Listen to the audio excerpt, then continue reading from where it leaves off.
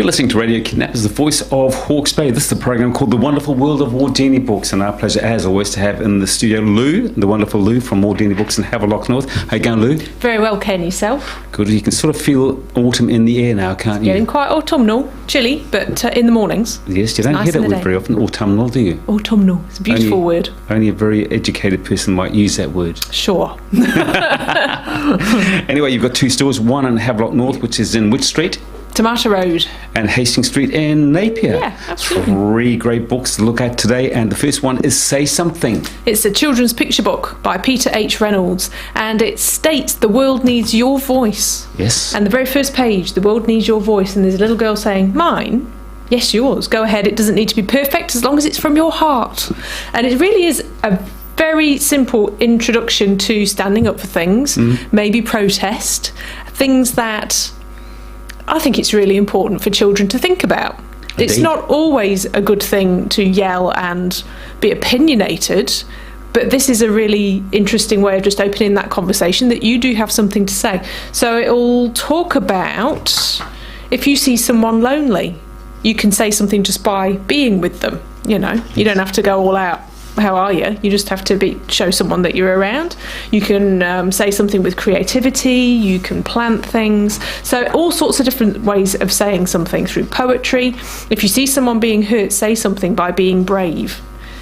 I mean, you know, you always have to be careful where you go in. Yes. If somebody is very, very big, yes, you might need to go and get a bigger person to help you. But I think it's a really good conversation starter. It's a great idea. And nice illustrations as well. And lovely big writing. Big writing, diversity of who you see standing up and saying something. Yes. So there's no excuse for someone to say, well, it doesn't apply to me. Everybody's in here. So I thought that was really worth pointing out. And what age group will be interested in that book, do you think? If I was still teaching, I would use it way up until, you know, year 6 even, which are sort of 10, 11-year-olds. But I think you could start with this one. I would imagine it's for school children, really, because I think you've got to have some thinking skills first. Yeah. And just as an aside, I was on Facebook, as you are, the other night, and I saw one school had a lonely form in the playground. So you could go and sit, if you sat on a lonely seat, it meant you were lonely. And kids came up to say, are you lonely? I think that's really lovely. Let's be friends. Yeah. It was a great idea. Yeah. Might have come out of that book. Might have done. Yes. Yeah. Next book is called The Flight of the Fantail. Really excited about it. This is one of my 10 out of 10 books. Wow. This is by Steph Matuku. It's a New Zealand author. I've spoken to you about a book that she did for younger children called Fetu Tor and the Magician. I don't know if you remember that one. I do. But this is definitely upper end of young adult. So there are kids, high school kids, on a bus, and they're going on a trip into the bush, and they're all mucking about. You're reading it and you can smell it. You can smell the boys with spray and links, and you can smell the orange peel and the soggy sandwiches. And they're going along, and something happens, and the bus crashes off a really steep cliff, and instantly most of the kids are dead. Just like that. Wow. Yeah, so it's straight in there.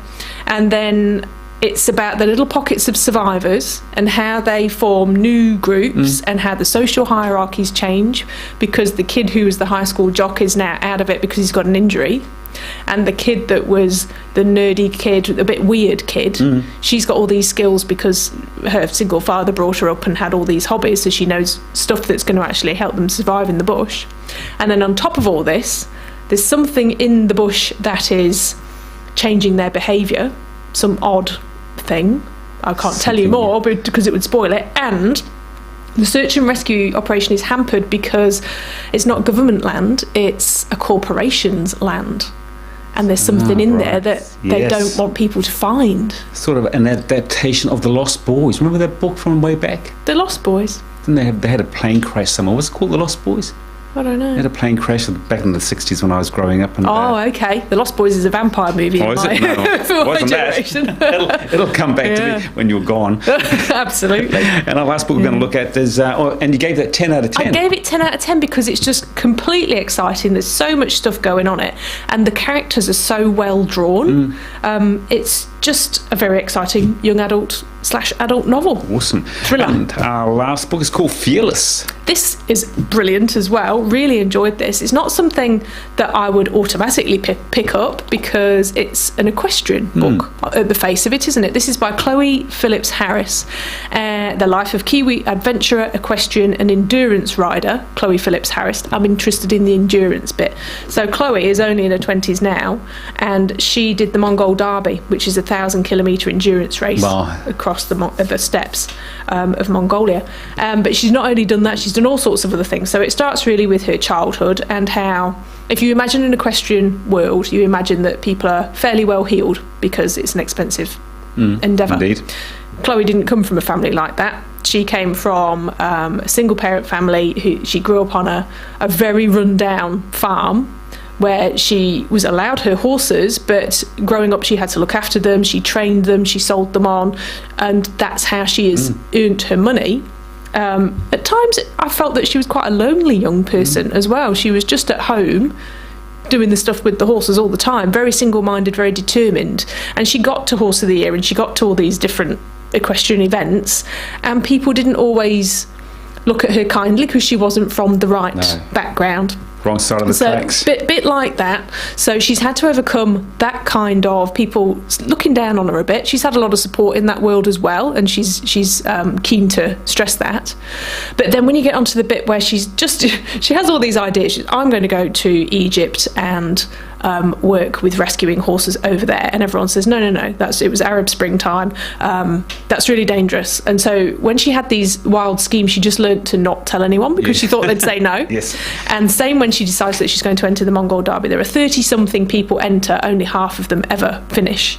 So their Mongolian herders have got horses there. You pick your horse, you ride 40 kilometres on a horse you don't know to the next stop, you pick up a new horse and on you go. And you have rest stops. She was really, really sick along the way. So just the things that she's overcome, it reads like a thriller at times because she's in so much danger, and the things that she has learnt. So I found her really inspiring, even though I'm over twice her age, probably. And I think she would be incredibly inspiring for young people that have this idea of something that they want to do and have her drive. Not just a pie-in-the-sky dream, but a plan. Sounds like a great book. She's great. She's coming to visit my shop too on Wednesday the 13th of March at 6 o'clock in Havelock North. Signing her new book? Yeah. Good on you.